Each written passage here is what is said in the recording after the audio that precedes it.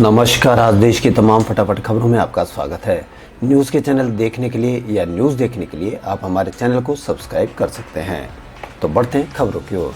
उत्तर प्रदेश के कानपुर में कुछ अतिवादी लोगों ने सरेआम एक मुस्लिम रिक्शे वाले को पीटते हुए जय श्री राम के नारे लगवाए और सड़क पर उसका जुलूस निकाला। कानपुर की एक बस्ती में दो पड़ोसी कुरैशिया और रानी के परिवार में बाइक के मुद्दे को लेकर झगड़ा शुरू हुआ था। इसमें कुरैशिया ने रानी पर मारपीट की एफआईआर की तो रानी ने कुरैशिया के लड़कों पर छेड़खानी की।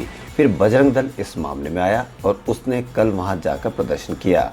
इस मामले में पीटते हुए पिता को बचाने के लिए उसकी बच्ची लिपट कर रोती रही, लेकिन धर्म के नाम पर यह करने वालों को उस पर रहम नहीं आया।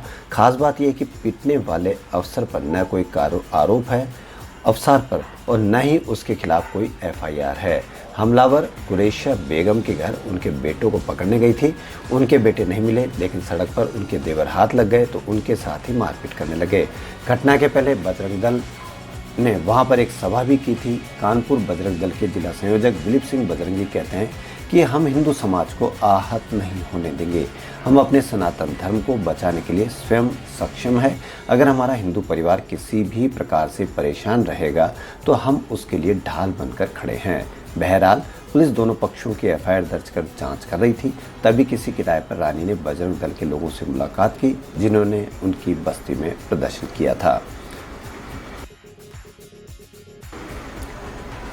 पश्चिम बंगाल की मुख्यमंत्री ममता बनर्जी ने यूनियन पब्लिक सर्विस कमीशन के तहत होने वाले सशस्त्र पुलिस बलों की परीक्षा में पूछे गए सवाल पर भाजपा पर हमला बोला है।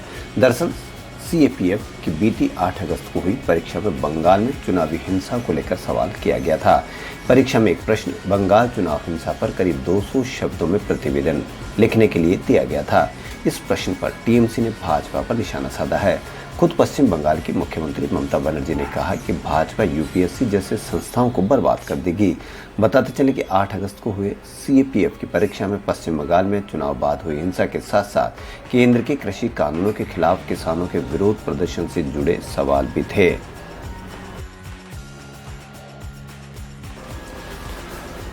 मुंबई में डेल्टा प्लस के 11 मामलों के बीच वैक्सीन की कमी बरकरार है। मुंबई के सरकारी और बीएमसी द्वारा संचालित वैक्सीनेशन सेंटर फिर 2 दिन के लिए बंद है और लोग परेशान हैं।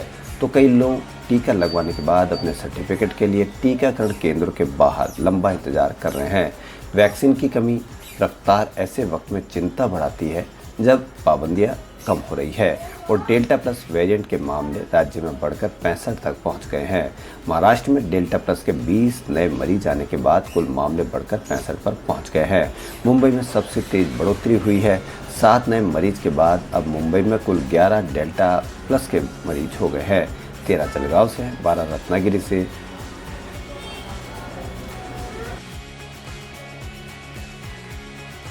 कांग्रेस ने दावा किया है कि पार्टी का ऑफिशियल ट्विटर हैंडल लॉक कर दिया गया है।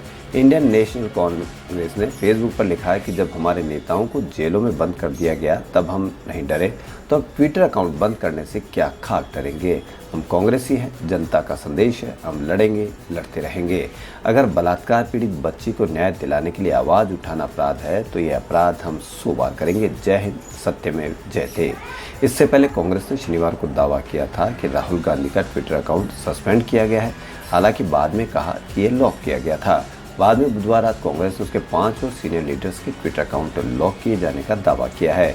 इनमें पार्टी महासचिव और पूर्व मंत्री अजय माकन, लोकसभा में पार्टी के व्हिप मणिकम टैगोर, असम प्रभारी और पूर्व केंद्रीय मंत्री जितेंद्र सिंह और महिला कांग्रेस अध्यक्ष सुष्मिता देव शामिल है।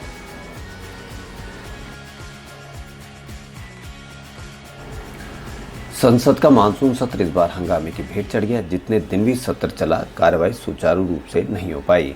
पेगासस जासूसी कांड, कृषि कानून, बेरोजगारी और महंगाई के मुद्दे पर विपक्ष लगातार हंगामा करता रहा। अब राज्यसभा का एक सीसीटीवी वीडियो जारी हुआ है जिसमें विपक्ष के सदस्य मार्शलों से जूझते दिखाई दे रहे हैं। बता दें कि हंगामे के चलते ही मानसून सत्र को निर्धारित समय से पहले अचानक समाप्त करना पड़ा था। 2.5 मिनट के वीडियो में नारे लगाते हुए सांसद सदन के बीच में आ जाते हैं। वही वर्दीधारी मार्शल जिनके पास संसद की सुरक्षा का जिम्मा है, वे उन्हें रोकने की कोशिश करते हैं। विपक्ष के सदस्य कागजों के टुकड़े टुकड़े करके फेंकते दिख रहे हैं। एक सांसद टेबल पर चढ़ते दिख रहे हैं। वैसे वीडियो तब सामने आया जब विपक्ष ने मानसून सत्र को जल्द खत्म करने और सांसदों के साथ कथित बदसलूकी को खिलाफ आज विरोध प्रदर्शन किया।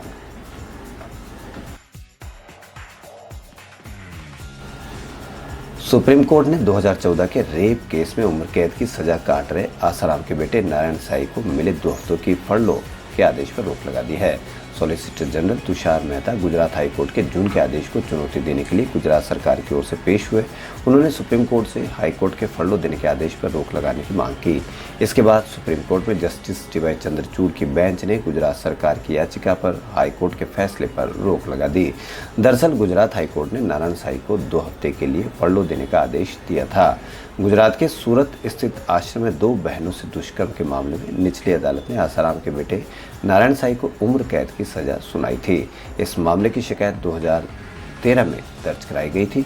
अक्टूबर 2013 में नारायण साई पर सूरत की रहने वाली एक महिला ने रेप का आरोप लगाया। पीड़िता नारायण साई के आश्रम की साधिका थी और उसने नारायण साई पर आश्रम में ही रेप का आरोप लगाया था।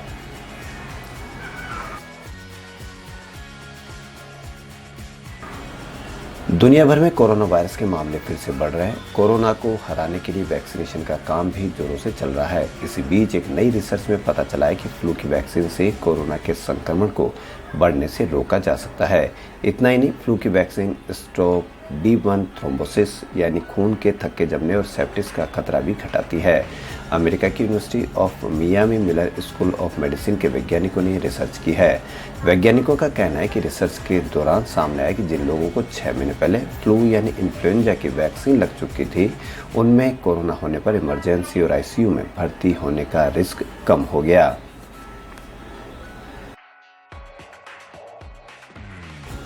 सनी देओल ने एक से एक धमाकेदार फिल्में बनाकर अपनी एक अलग ही पहचान बनाई है। अपने दमदार एक्टिंग के लिए मशहूर सनी किसी न किसी वजह से लाइमलाइट में आ ही जाते हैं। बीते दिनों उनके बेटे करण देओल ने भी खूब सुर्खियां बटोरी थी। फिलहाल तो सनी देओल की एक तस्वीर सोशल मीडिया पर खास पसंद की जा रही है। ये तस्वीर कोई फोटोशूट नहीं है, लेकिन ये खूबसूरत तस्वीर काफ़ी खास है क्योंकि इस तस्वीर में सनी अपनी दादी माँ के साथ बैठे नजर आ रहे हैं। सनी के चाहने वाले इस तस्वीर को जमकर शेयर कर रहे हैं। वायरल हो रही सनी की इस तस्वीर में देखा जा सकता है कि वह उस दौरान करीब 7 या 8 साल के रहे होंगे। हाफ प्रिंटेड शर्ट और शॉर्ट्स, लंबे धारीदार जुराब और काले चमड़े के जूते पहने सनी काफ़ी क्यूट दिख रहे हैं। वहीं उनकी दादी माँ सिल्क की साड़ी पहने सोफे पर बैठी नजर आ रही है। सोशल मीडिया पर इस बच्चे की तस्वीर तेजी से वायरल हो रही है। वहीं यूजर्स ये जानने के लिए काफ़ी एक्साइटेड थे कि आखिर ये बच्चा है कौन, लेकिन जैसे ही लोगों को पता चला कि यह सनी के बचपन की तस्वीर है तो उनके चाहने वालों ने लाइक और कमेंट की बारिश करनी शुरू कर दी। खबरों फिलहाल इतना ही। यदि आपको हमारा चैनल पसंद आए तो लाइक, सब्सक्राइब और शेयर अवश्य करें। धन्यवाद।